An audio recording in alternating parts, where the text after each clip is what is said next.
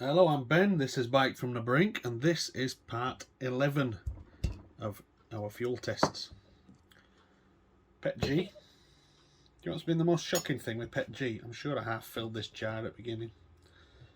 Evaporation. Because it's not a screw-on lid, it's just a pop-on, and it pops off now and again. Anyway, no change. It's fine. And that's been in there forever. I don't even know how long now. Weeks.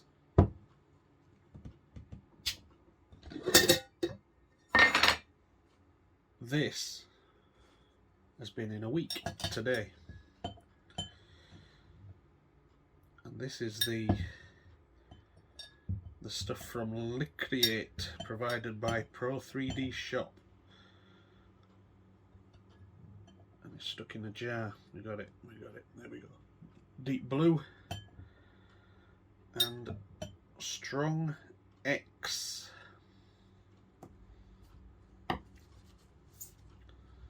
Right, let's see what we got here.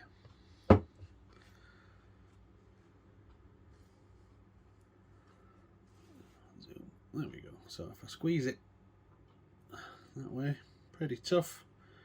Have a look at these delicate bits. Let's pull on a few, see what happens. That skinny one, that was the one that snapped off on the Strong X last time, isn't it?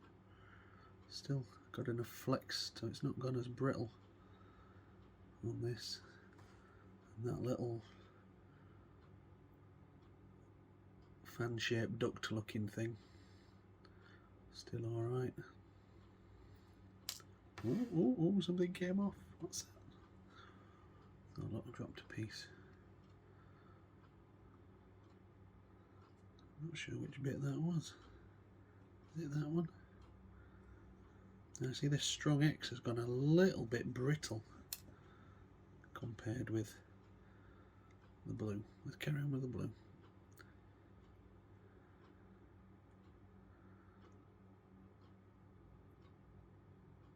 So those hairs, one of them snapped. Flexible, but it's not snapping. They're that small I can't actually see them properly with my eyes.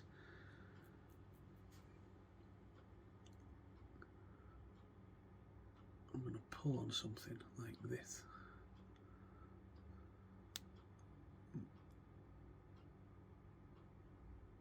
Oh, that's quite a lot of force to break off something that's... How thick is that? Yeah, that top bit there is only a millimetre wide that way. That's quite tough. Now if I pull on the same bit, which I think is... Which one was it? Yes, that one. Pull on the same bit with Strong X. It's not part of that one behind it. There we go. Pull on that. Do you know that's really... Boy, that was much harder pull. Interesting. Because this does appear more brittle, like that bit. The skinny bits. But I think both of these are acceptable. See, that's still pretty strong, is that? Not gone brittle like the other. At a week submerged. Oh, let's check the hairs. You know, a week submerged is going to be like years compared with running as an inlet manifold. They're weaker, but yeah, I think both of them are doable. It's a shame the clear ones no. So I think once we've got our design down to a T, that was quite equal pull there on both parts. I won't pull them too much. Just want to test them again in another. What do you think? Give it a week maybe. But yeah, I've pulled several parts off there. and they're a bit back and forth. Some seem stronger on one, some seem stronger than other. But at the diameter we need, or so rather the thickness, 4mm thickness, it's going to be ample. I'm pretty pleased with that. So let's get the design shape right and then printing that. I'm not printing in that for testing because it's so expensive. £160 a litre, and a manifold you're looking at just over 200 millilitres, so you'll get 5 at a push and 4 even, into it? 4 really, with a bit of spare. So you're talking 40 quid's worth of resin. That's before we talk about printing costs and postage and everything. So we won't testing it.